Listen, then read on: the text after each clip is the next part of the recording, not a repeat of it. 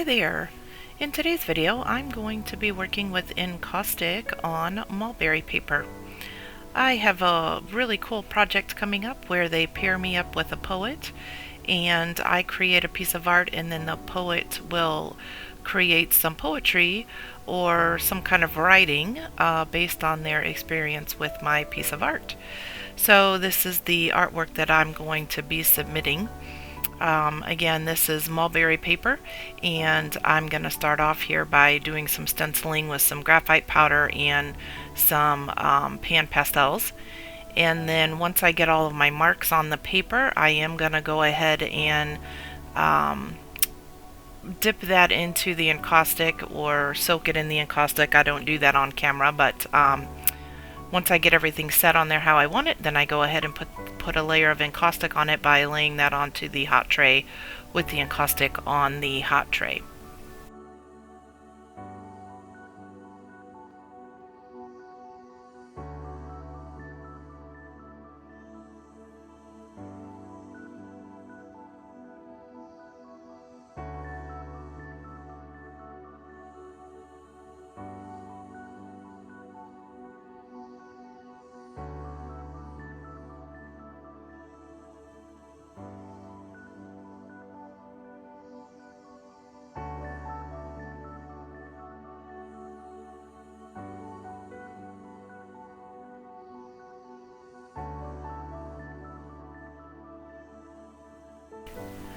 I have several stencils that have multiple patterns on them, and this is one of them. So I am going back and forth between some colors of the pan pastels and the graphite, and then also mixing up the patterns just a little bit as I just kind of randomly are putting the marks onto the beginning stages of this project.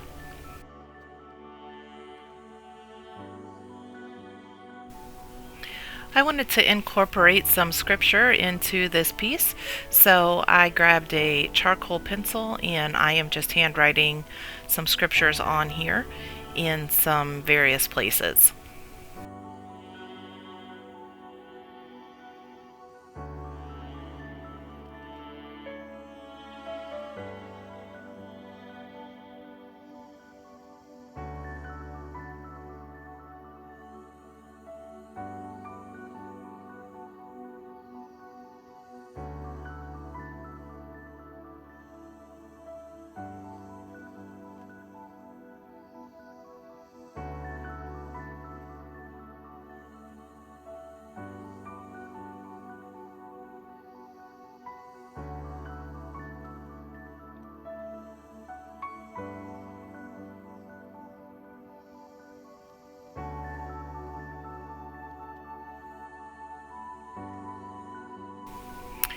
At this point I decided to just take a regular pencil and add just a few more marks on here, and then I kind of shut the camera off at this point and I take the paper and lay it onto the hot griddle I have with my encaustic and soak it through, so that makes all of those marks stay stationary. They won't bleed or move around. And then I plan on hanging this, so I went ahead and took a dowel rod and burned the dowel rod in a few places with a small torch, and then rolled the encaustic soaked mulberry paper around that dowel rod. Gave that a light fuse, and that will be securing the paper. I also pulled out several pieces of fabric, and at this point I started off here by taking the fabric, again soaking it into the encaustic. This one I'm rolling up, and I'm going to go ahead and secure that onto the paper and get it placed where I want it. Working with several different pieces here of fabric and just doing different things to them as I continue to build this piece.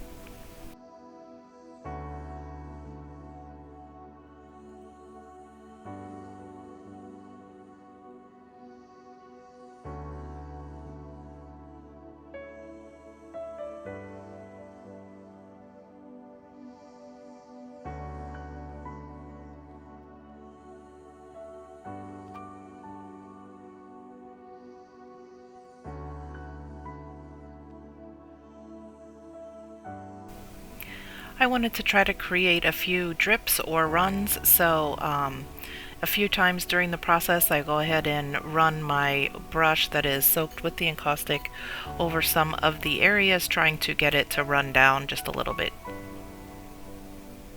I also wanted to build up some texture, and so again, just adding more layers of encaustic to the paper that was already dipped in it. Just trying to, again, to build texture. I usually have a lot of texture in my pieces, and that's what I'm working on here.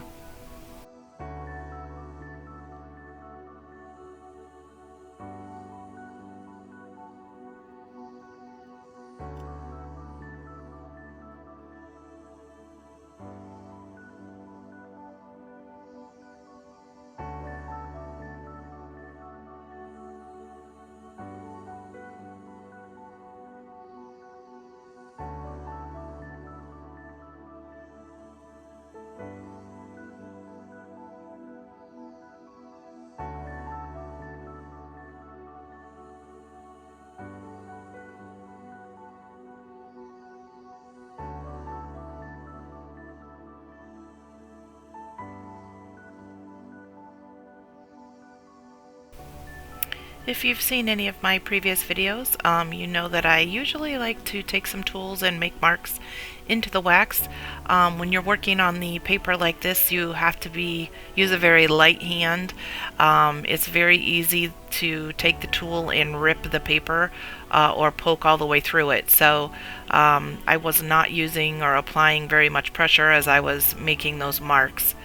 And I decided to go ahead and use some burnt sienna to go ahead and add some color and pick up those marks that I made with that color.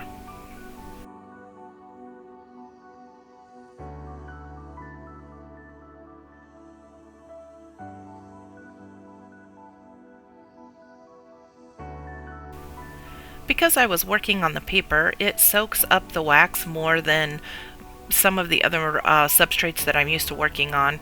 I have worked with paper a few times, but this was the first time that I was using it in this fashion. So although I did add some secondary layers to the original, I didn't have it as thick as I thought I did. So when I applied all of this oil paint, I think some of the paper actually soaked in some of the color a little bit. And so the color stayed a little bit more orange over the piece than what I had initially anticipated.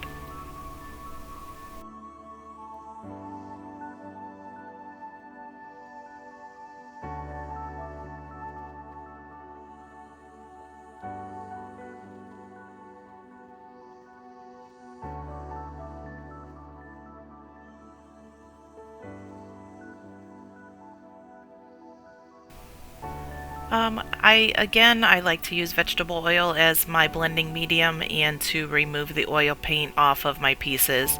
So I worked at this quite a bit, but and by the time it was over, I ended up with a little more oil paint residue left on there than what I had originally thought I was going to get. But that's okay. I went ahead and worked with the way it turned out. That's part of the fun of these experiments.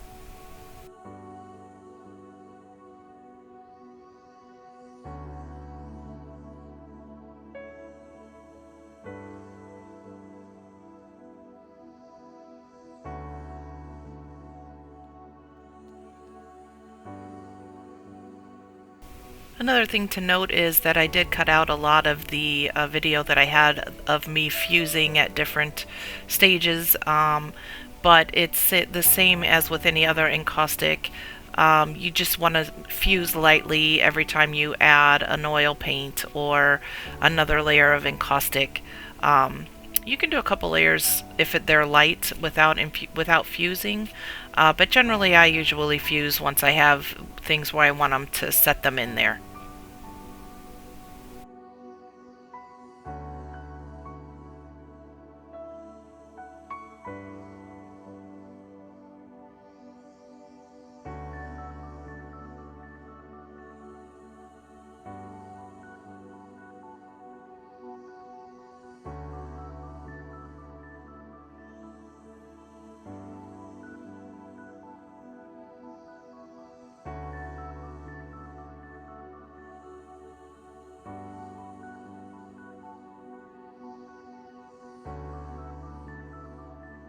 Here I am working on a technique called accretion, where I am just lightly putting the wax layers on over and over and over again, just to build up the depth of the wax in that area.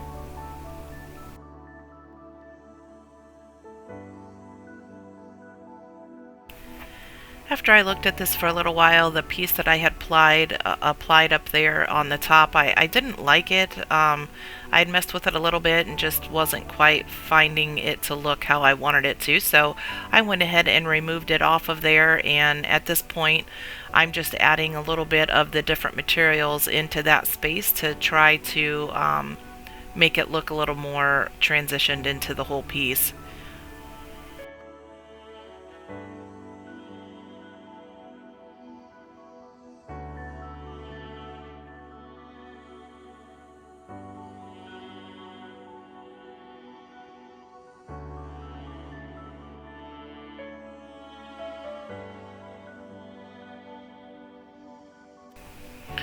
My overall goal for this piece was to make it look a little bit like an ancient text, or an ancient parchment.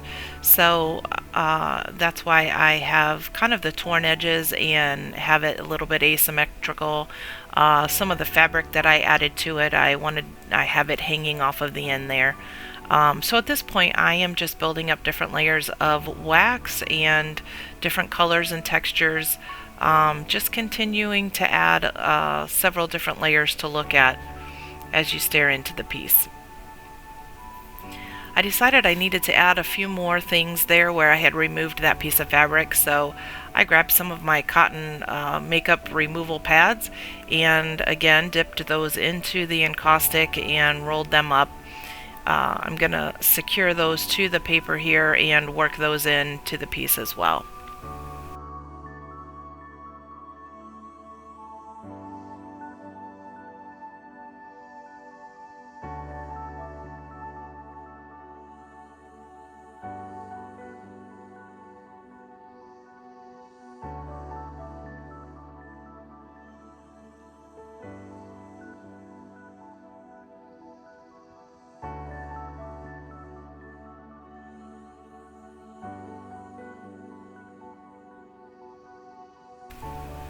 Again, just adding some more texture and marks to the piece, and at this point then I'm going to use a different color paint because I wanted to make it look a little more grungy. So I'm going to grab some raw umber and rub that onto the piece there to grunge it up a little bit.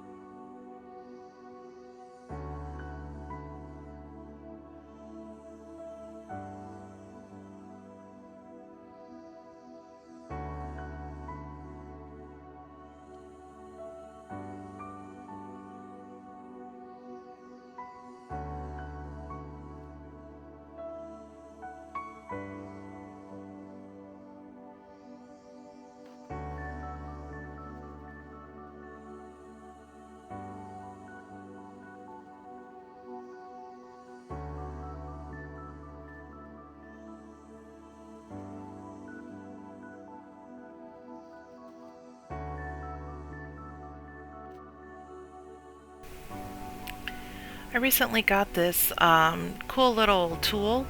It is a pen with a USB cord, so you plug it into your USB port and it heats up, and then you can do these heat foil transfers. This piece had a lot of texture, and this doesn't work super well when you're using texture, so I was trying to find some areas in the piece that were a little more flat and smooth so that I could go ahead and make some marks with the foil. It's a gold foil, and then after I made the marks that I wanted, I did go ahead and give that a light fuse just to set those into the wax. After I got done shooting the video, I ended up going back and adding some gold along to the bottom edge, but I don't show that in the video, but it turned out pretty cool. After this, I went ahead and put some holes and some grommets into the top of the piece so that I could put some rope on there, and I have a stand that I wanted to hang it on. And here it is hanging on that stand. So there you have it. This piece is on paper and is translucent, and it turned out pretty cool. So hopefully that will give you the encouragement to try Encaustic on paper. Thanks for watching.